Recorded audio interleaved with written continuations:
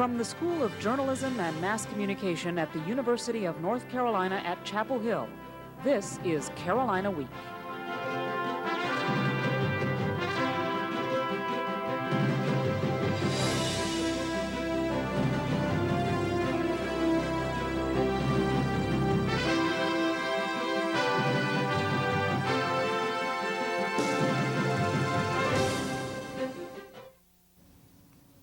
Hello and welcome to the February 16th edition of Carolina Week, the student-produced newscast committed to covering the University of North Carolina and the surrounding community.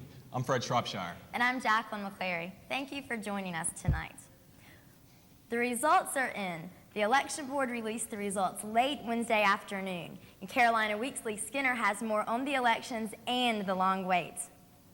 Dynamite! He's dynamite! The cheers, the posters, the balloons. Weeks of tough campaigning for UNC-Chapel Hill's student body president. It all comes down to one day, Election Day. Next, please. More than 5,000 students headed to the polls Tuesday afternoon to cast their ballots for next year's student leaders. The amount of voter interest surprised candidate Michael Harris. There are students out there that really do care. We're not a big bunch of apathetic people. I've met a lot of people who really care about this. The polls closed, the campaigning ended, and the counting began. While the elections board is over here in the Office of Student Government counting ballots, the tensions are rising over on the other side of campus where the candidates are waiting to hear the results. Results from 2 polling sites came early. Erica Smiley, 109. Candidate Erica Smiley took an early lead. The candidates and their campaign staffs waited and waited and waited. Results from the remaining polling sites never came. Elections Board Vice Chair Marissa Downs brought the bad news. We're experiencing some technical difficulties with our computer tabulating our voting tabulation system. Downs said it could take up to 96 hours to get the final results. This wasn't the news Smiley wanted to hear. I'm really nervous. I'm really ready to hear the answers and the results. But, I think I can get some rest. A nap is long overdue. Candidate Brad Matthews says the race was worth the sleepless nights. I think it's something that's really been a learning experience for me no matter what happens. If the candidates learned one thing tonight, it was patience. Reporting from Sitterson Hall, Lee Skinner, Carolina Week. But finally, no more waiting. Here are the complete results. For the student body president election, Brad Matthews came in with 32% of the votes. Erica Smiley was close behind with 30% of the votes. Brian Bursticker, who was a write-in, took 16% of the votes. There will be a runoff between Matthews and Smiley next Tuesday. T. Pruitt took more than twice as many votes as his competitors Corey Bell and Michael Songer and Adam Walters, who ran together to win president of the Carolina Athletic Association. And Jason Cowley and Sherilyn Black are the new senior class presidents. And in the Residence Hall Association presidential race, Robin Yamakawa running away with the votes with 1,097, and Gaffney Gunter placing second with 540. The Graduate Student and Professional Association presidential candidate, Tad Woody, a writing candidate, was unopposed and won the election. In referendum, the number 1 referendum, which proposes a raise in student activity fees, was voted yes on. Double minors on transcripts were voted yes on, and the amendment to join the United States Student Association, that's a lobbying group for higher education, turned down a no vote on that one. And the last referendum, an increase in fees for apples, voted yes. A trip to the Triangle earlier today, Vice Presidential candidate Al Gore gathered a little more support for his presidential bid. Gore arrived at Broughton High School earlier this morning to speak with students and faculty about some of their concerns. Joining the vice president were Governor Jim Hunt and Senator John Edwards. Gore told students his primary campaign concern is education, and he said North Carolina is a model for the rest of the country. I want to take an approach as President of the United States, with your help, that is similar to the approach that Governor Jim Hunt has taken here in North Carolina, to make the United States of America #1 in progress, in education, and then number 1 in performance in education. Governor Hunt and Senator Edwards both officially endorsed Gore for president at this morning's discussion. And in other news, Hurricane Floyd struck 7 months ago, but things still aren't back to normal. Families in eastern North Carolina are still in need of assistance. Saturday, UNC-Chapel Hill students acted as big buddies to about 60 8th graders. The middle schoolers were bused from Edgecombe County to spend the day at Carolina's campus. They enjoyed pizza and Coke and got to listen to interim Chancellor William McCoy and others speak about how the university is continuing to help flood victims. After lunch, the kids had a real treat when they got to cheer on the Lady Tar Heels. They defeated Georgia Tech. UNC-Chapel Hill students found another opportunity to help hurricane victims. Student volunteers spent the last few days calling North Carolina residents whose homes were flooded to remind them to turn in applications for federal recovery aid. Several $100 million is up for grabs, but residents must act by February 17th to cash in. Almost 20,000 residents will be contacted during the 5-day phone-a-thon sponsored by the Carolina Support for Public Service. Another money issue facing North Carolina concerns UNC tuition increases.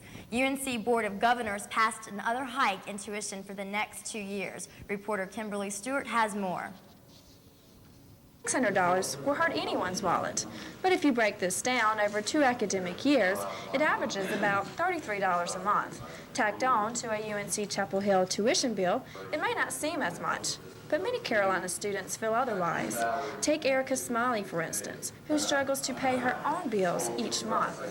Being a student that's not on student loans, I basically have to, that's not on student aid, I basically have to come up with the money myself. UNC Board of Governors met Friday to vote on the tuition increase. The money will fund academics, salaries, and student activities. The board voted 17-11 to raise tuition at UNC-Chapel Hill.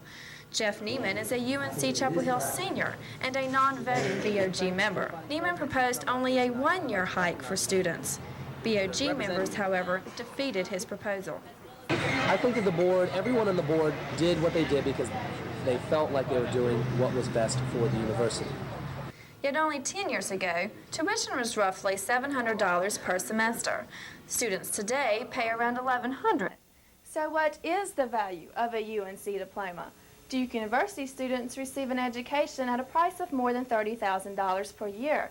Many believe Carolina is actually a bargain. Those in favor of the tuition hike believe that without the increase, the school would lose value, credibility, and top-notch faculty in the long run.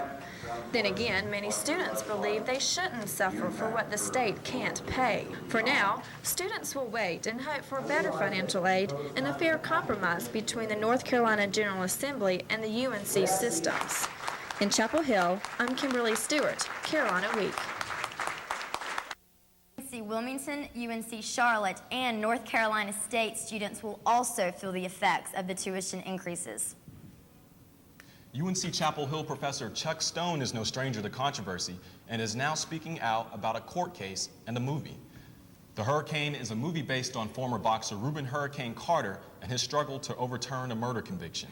Stone says Carter may not be innocent of the murder of 3 people. In a 1976 conversation with Stone, Carter never denied beating boxing promoter Caroline Kelly after she helped him get a new trial. In that diner. It's possible. Before, I didn't think it was possible.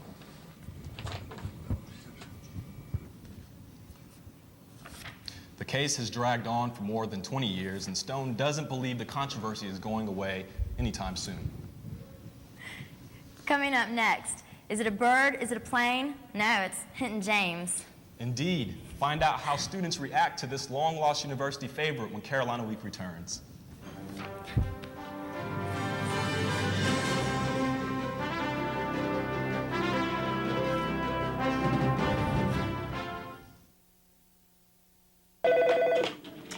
Women's Center, may I help you? The Women's Center is a non-profit agency that has served as a meeting place for women in the Triangle since 1979, making it one of the oldest freestanding women's centers in the country. The mission of the Women's Center is to provide a supportive community where all women can inspire each other to grow, both personally and professionally. I was going through a crisis at home, and I contacted Helpline, and they referred me. directly to the Women's Center? I think the Women's Center is really important for the community because it offers so many different kinds of resources, and if we don't have the resource here, we can find an avenue or a way for women to find the answers that they need. It is inspiring. It's so exciting to be a part of something that really matters and really changes things. You can support the Women's Center through membership or by sending a contribution to the Women's Center, 210 Henderson Street, Chapel Hill, North Carolina, 27514. UNC-Chapel Hill students get to relive the arrival of their school's first student each year about this time, but much has changed since Hinton James arrived in Chapel Hill. James, Hinton James, I am pleased very much to be here. It has been a long and arduous journey. James is said to have hiked 150 miles from Wilmington to Chapel Hill. Severe storms slowed his trip. I read in the newspaper of the university's opening January the 15th, 1795. So here it is, February the 12th, and I have completed my journey, but Mr. Shropshire, it appears that I am very, very late. Tremendously tardy, James doesn't fit in well with his fellow students at first. He walks a different walk, talks a different talk, and is terribly out of fashion. He's also clueless about current Carolina campus necessities. I have been asked by some fellow who appears to be some sort of constable as to where my one card is or my PID number. James doesn't know a thing about UNC's Durham rival either. What is this Duke thing that I hear talked about in such horrible terms nowadays? However, he's flattered to find that students live in a dorm named after him. Oh, I am honored. I am honored. I am honored. Thank you very much. I have found this to be a most metaphysical type of experience, that people live in me, so to speak, that there's a dormitory. As the day progresses, Hinton James is better off than before. He makes friends and even learns some new slang.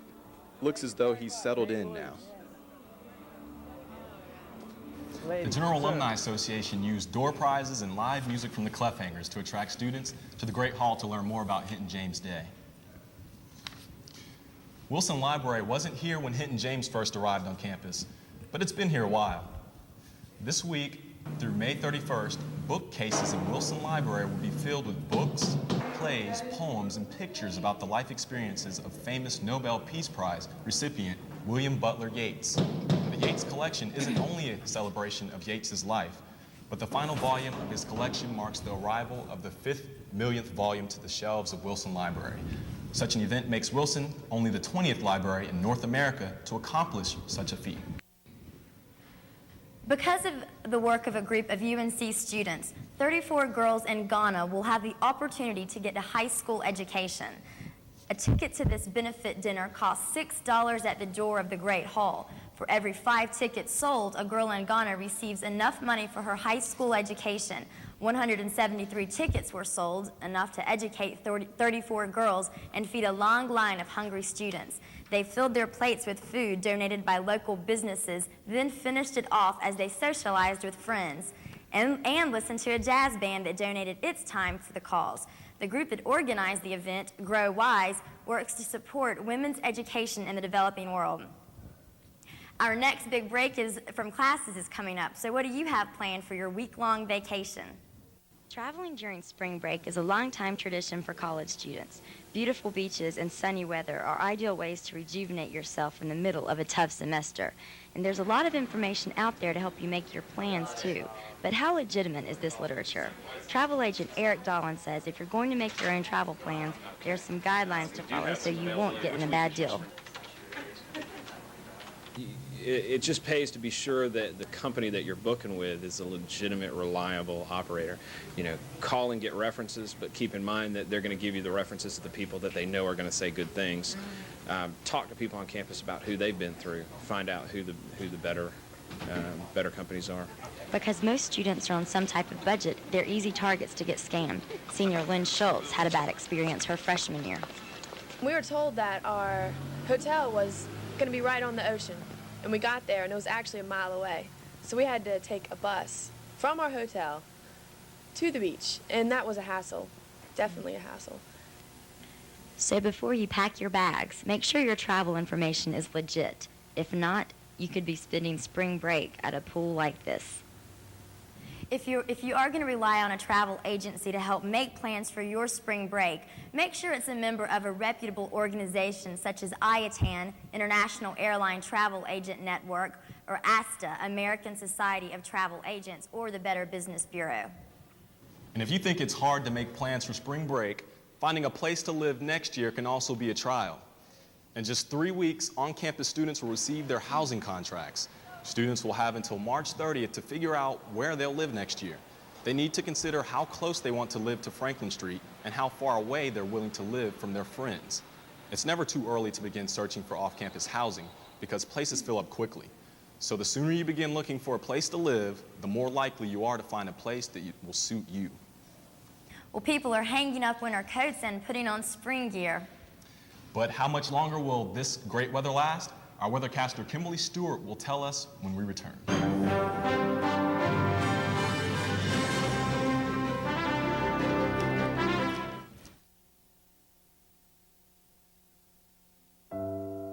The steps of Wilson Library receive no sunshine on early winter mornings, so it's chilly there if you don't have that double-shot caramel espresso. Surrounded by forever green magnolias, the steps are a fine place to study, or at least pretend to, while you watch a border collie chase a frisbee in the quad. No one knows the real Carolina like a student. Carolina Week, the student news show. 10, 9, 8, 7, 6, 5, 4, 3. We have ignition. We have liftoff. Join the next mission aboard the Moorhead Planetarium. For more information on Sky Rambles, call 549-6863.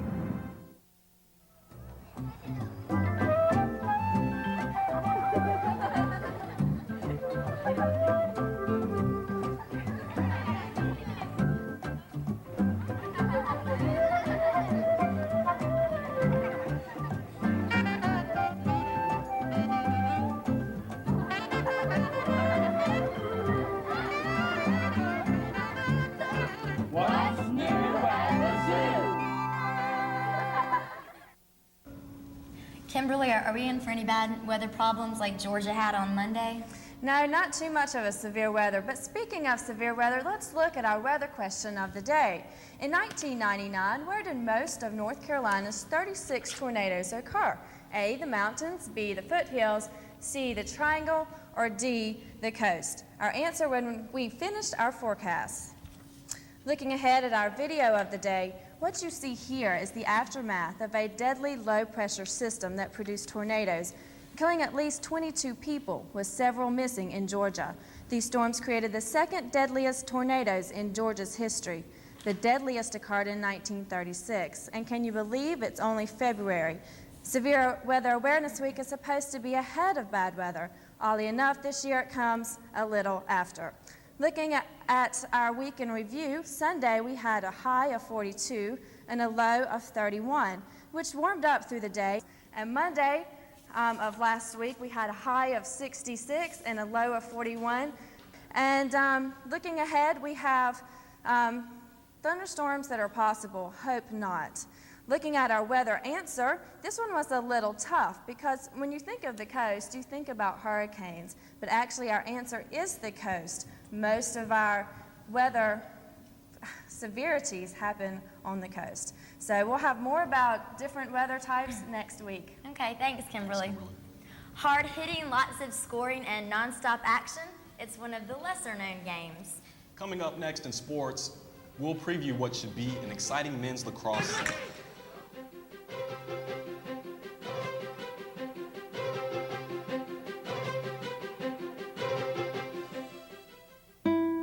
The Ronald McDonald House is a nonprofit organization that provides a home away from home for families of children being treated at UNC hospitals.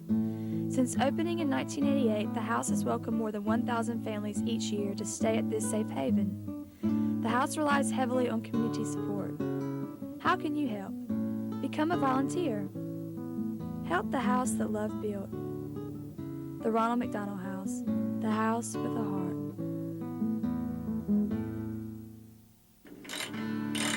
don't get mad at me. Don't. I didn't mean to do it, okay? Please. I'm Just don't get mad this time. questions. Why are you jumping to conclusions? Please. I haven't done anything. I'm just asking you a few questions. Stop hitting her! You pitiful. Stop it! No! Change is possible. Call the Family Counseling Service at 403-3534. We can help. Well, TD, the men's basketball team warming up. Should the other ACC men's teams feel threatened by their performance? Well, you said threatened. I think Bill Guthridge might have been the one getting the threats earlier this season, but it's funny what a few wins will do for fickle fans. The panic is starting to subside in Tar Heel land. Carolina has won 5 of its last 6 ACC games, including last weekend's win over Wake Forest. Although the Heels are not ranked in either the AP or coaches polls, Carolina remains second in the more important ACC standings. UNC now looks to prepare for Sunday's game with Virginia, a team that beat the Tar Heels by 2 on January 18th. The Cavaliers have been one of the more erratic teams in the conference. That win over Carolina was part of a 5-game UVA winning streak, which was then followed by 3 straight Virginia losses. Tip-off at the Dean Dome on Sunday is 4 o'clock. Well, as Fred mentioned, Tar Heel women's basketball pounded Georgia Tech Sunday, 85-62. Coach Sylvia Hatchell's squad shot a season-high 56.9% from the floor. The ACC's leading scorer and rebounder, LaQuanda Barksdale, stunned the Yellow Jackets for a game-high 20 points to go with 8 rebounds. And yes, Tar Heel fans, Nikki Teasley's back. She regained her starting spot with a season-high 12 assists and no turnovers. Jackie Higgins also chipped in with 11 points in 12 minutes of play. The UNC baseball team is 9th in the latest collegiate baseball poll after the Tar Heels took 2 from Penn State on Sunday. The Heels put up an 8th spot in the first inning en route to scoring 21 runs in the first game, highlighted by Ryan Airy's 7 RBI performance, including this grand slam in the 4th inning. Carolina improved to 6-0 in the season by taking a nightcap 3-2 in 10 innings. The 2 wins also extended the program's non-conference home winning streak to 40 games. Carolina travels to UCLA for a 3-game set against the second-ranked Bruins this weekend. Tar Heel wrestlers grappled in 2 meets this weekend. Coach Bill Lamb's squad beat Navy 23-18 on Saturday, but on Sunday, Ohio broke the Tar Heels' 4-meet win streak with a sudden death overtime win in the deciding match. The final match was one of 6 Tar Heel losses of the day. Among the 4 winners for the Carolina, freshman Skylar Holman won at 125 pounds, and sophomore Brad Byers won at 133 pounds. The Tar Heels wrestled James Madison Saturday at Carmichael Auditorium in the last home meet of the regular season. Well, while wrestling's wrapping up, one other UNC Olympic sport is just getting underway. Head coach Dave Klarman's final season in Chapel Hill, the 2000 Carolina lacrosse team is looking to heal recent wounds and send its coach out a winner. Despite going just 6-9 last year and facing the nation's 3rd toughest schedule, expectations are high. With 27 returning lettermen and a preseason top 10 ranking, senior attackman Chase Martin believes the pieces are in place for UNC to live up to its lofty billing. I think we had a lot of disappointing losses that I think we want to capitalize on this year. Some teams that we haven't beaten in past years, but I think we have the team to do it this year. Klarman says scoring should be a strong suit, as Martin teams with Matt Clofton and Jeff Psaki to give Carolina an experienced 3-man attack. You know, 2 seniors and a junior that has seen a lot of good competition over the past 3-4 years. That's probably our strength. We just we complement each other very well, and I think we just know each other, so we should be able to score every now and again. While the team has struggled on the field recently with 3 consecutive losing seasons, the program also has had to deal with emotional difficulties off the field.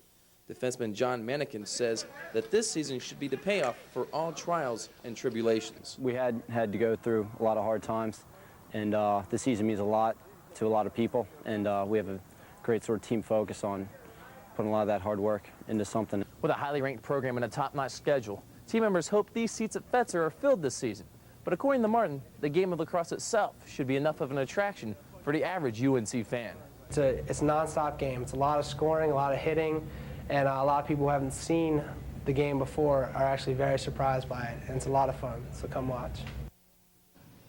And you can watch Martin and his teammates Sunday at noon as the lacrosse team takes on Fairfield at Fetzer Field. Wow, so good luck to the lacrosse team against Fairfield. Thanks for sports.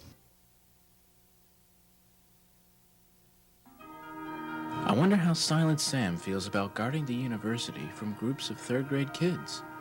Maybe he's lost interest. We haven't heard his rifle fire recently. Still he stands, a steadfast defender of something. What is it? No one knows the real Carolina like a student. Carolina Week, the student news show.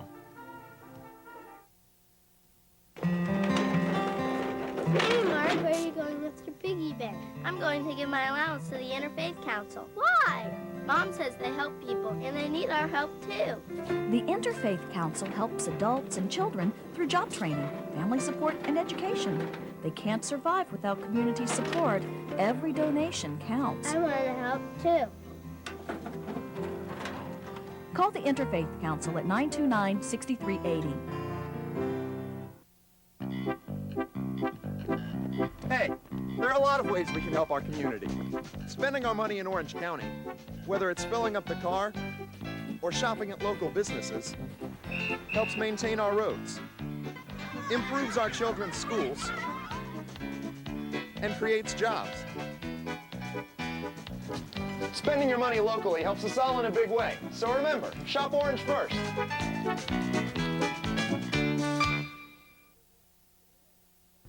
To share a story idea or notify us of an upcoming event, contact Carolina Week via mail at Campus Box 3365 or via email at carolinaweek@unc.edu.